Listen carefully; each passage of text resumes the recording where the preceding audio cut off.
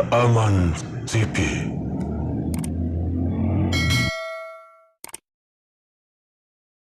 Alhamdulillahi Rabbil Alamin. Sebelum sampai pada pemaknaan ayat ini, kita akan coba ingatkan kembali korelasi dengan ayat sebelumnya dan penamaan dengan surah Al-Fatihah. Seperti diketahui bahwa Al-Fatihah disebut dengan demikian mencakup beberapa makna yang sangat luas dan memiliki sifat yang istimewa.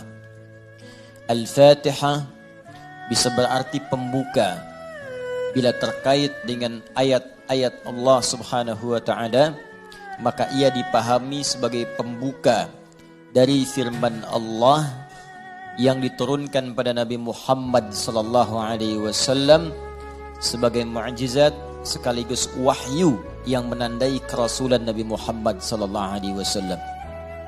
Jika dikaitkan pula dengan mushaf, yaitu susunannya yang kemudian kita bacakan sampai saat ini, tertulis di antara dua jilid berisi firman Allah Subhanahu wa taala saat dibacakan, maka Al-Fatihah disebut demikian karena ia membuka surah pertama dalam mushaf.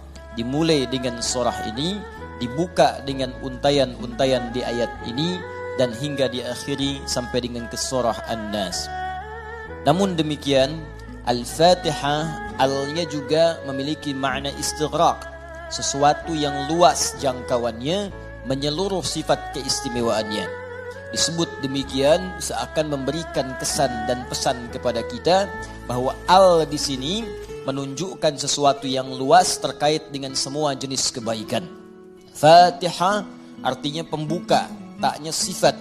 Jadi kalau ingin dibukakan sifat-sifat kebaikan kepada kita di semua aspek kehidupan, baik dalam fisik kita yang sehat, baik dalam rizki kita, baik dalam kemuliaan hidup kita, baik dalam segala aktivitas yang kita lalui dari ujung kepala sampai ujung kaki, maka pelajarilah seluruh isi Al-Fatihah ini. Maka Anda akan mendapatkan bimbingan dan mendapatkan kemuliaan dari Allah Subhanahu wa taala yang akan membuka semua sifat-sifat kebaikan dalam hidup kita. Karena itulah surah Al-Fatihah juga disebut dengan surah Asy-Syafi yang memberikan nilai-nilai kemuliaan, kebaikan, pembuka pintu kesehatan bagi orang-orang yang diuji dengan penyakit. Asy-Syafi, Al-Kafi, sesuatu yang dicukupkan dengannya, yang menjangkau semua hal kebutuhan yang kita perlukan dalam kehidupan di dunia. Jadi kalau kita amalkan isinya, semua hal yang baik-baik dalam kehidupan kita di dunia sampai ke akhirat akan dibukakan oleh Allah Subhanahu wa taala. Apa yang Anda butuhkan? Apa yang Anda perlukan? Apakah kemudahan dalam beraktivitas? Apakah kemudahan dalam rizki? Amalkan isinya, maka kita akan dimudahkan dan diistimewakan oleh Allah Subhanahu wa taala. Demikian dengan nama-nama yang lainnya sampai diberikan nama 14 kurang lebih untuk menunjukkan luasnya jangkauan kemuliaan dan sifat-sifat kebaikan yang dimiliki oleh surah ini. Lalu pertanyaannya, bagaimana kemudian mendapatkan hal yang dimaksudkan tadi? Kalau sakit, cepat sembuhnya. Orang dulu dibacakan sekali Al-Fatihah, dengan izin Allah langsung sembuh. Kalau kita ada kesulitan rezeki, cepat didatangkannya. Orang dulu kemudian mengamalkan surah Al-Fatihah, maka bahkan ada orang yang belum minta, sudah langsung disediakan oleh Allah Subhanahu wa taala. Demikian dengan aspek-aspek yang lainnya. Karena itu penting bagi kita untuk mengetahui isi surah ini, kemudian mengamalkan kandungannya, tidak sekedar membacakannya, tapi tidak mengetahui isinya, tidak paham kemudian kandungannya, sehingga saat kita mengamalkan isinya, kita tidak disertai dengan pemahaman yang baik dan tidak merasakan bagaimana kemuliaan surah yang dimaksudkan. Yang paling berbahaya, dibaca iya tiap hari, tapi nggak diamalkan isinya, itu persoalannya. Berbahayanya bukan berbahaya dalam persoalan nggak dapat pahala, bukan.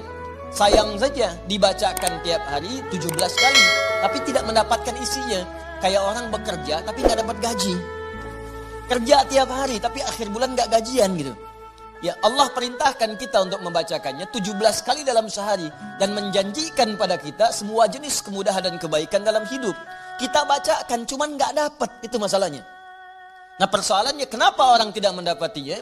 Boleh jadi bukan karena tidak membacanya, tapi cara membacanya itulah yang tidak sesuai dengan yang diinginkan oleh Al-Quran dan isi surah itu sendiri. Karena itu coba kita gali bagaimana kemudian surah ini diurutkan ayat-ayatnya dan dijelaskan oleh Allah dengan untaian firman-Nya yang sangat luar biasa.